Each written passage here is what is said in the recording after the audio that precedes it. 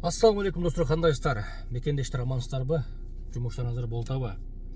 Күндөн күнгө ошол ар кандай ар түрлүү закондор чыгып атат. Барыңыздар көрүп атасыздар. Ошол закондордун бири ушул 30-июндан баштап башталып атат.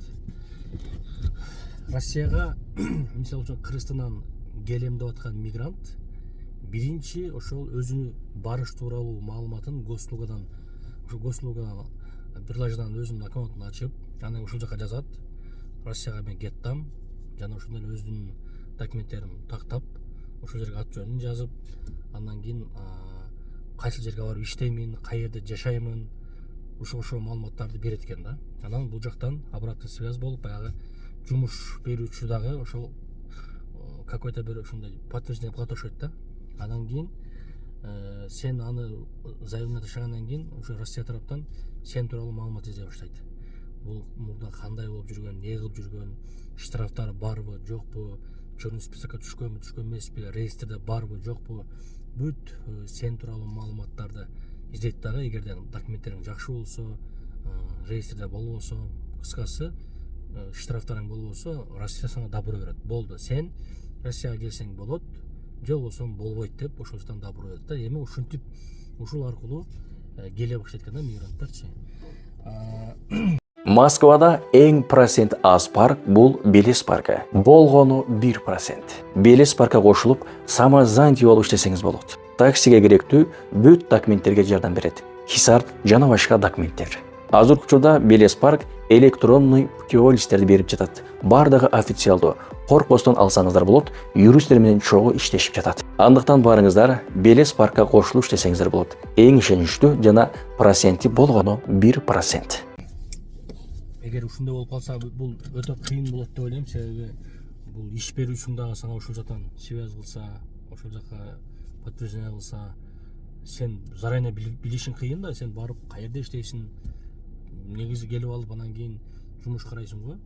Билбейм, мен баягы бир туугандары бир жерде иштеп атып, анан жанына чакырып эле ошолор мындай кылбаса, мындай өзүң мындай кылышың менимче кыйын болот деп ойлойм да. Дагы көрө жатарбыз. Дагы бир неме болуп атат. Азыркы бир маалыматтар караганда, регистрация маселеси азыр татаал болуп атпайбы?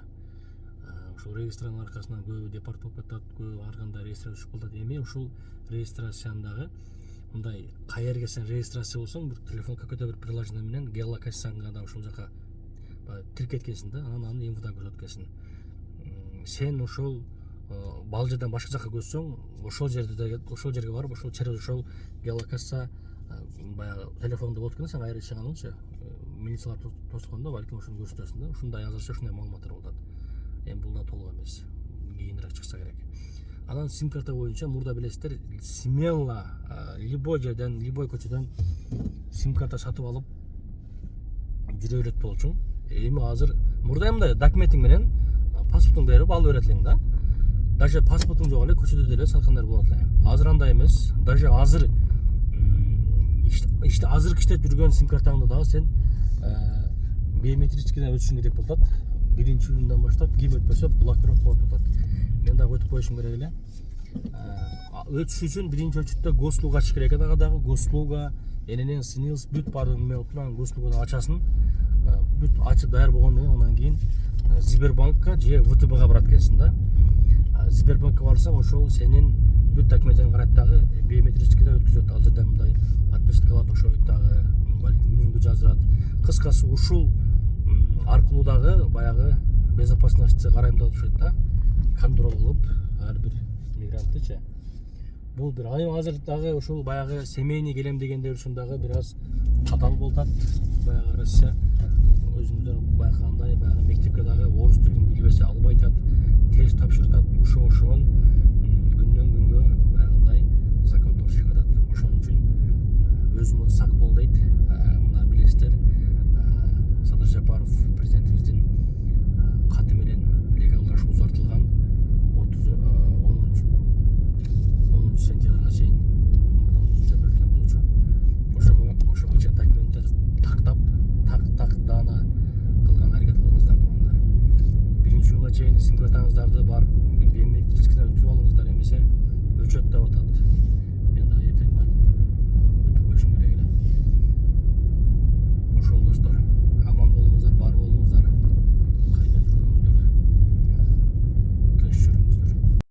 Эх, Москва, Москва. Москвада турмушка чыгам деген кыздар барбы?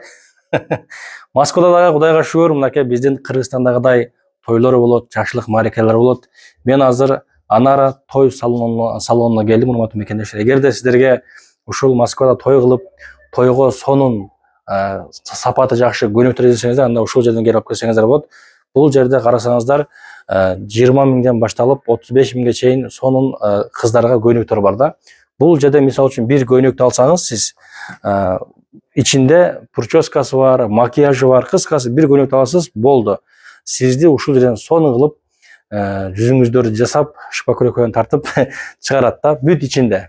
Жана туугандар, бул жерде бир эле ушундай көнүк эмес.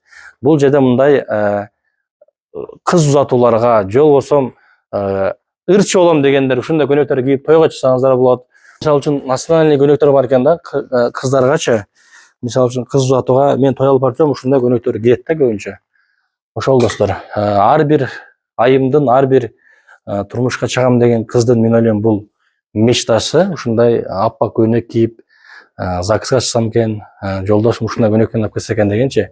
Бул жерде ушундай бужутериялар менен, кыскасы бүт ушундай сонун болгон жасалгандар менен сиздерди баягы турмуштун даңгыр жолуна бактылуу мүнөттөрүңүздөрдү ушул жерден өткөрсөңүздөр болот.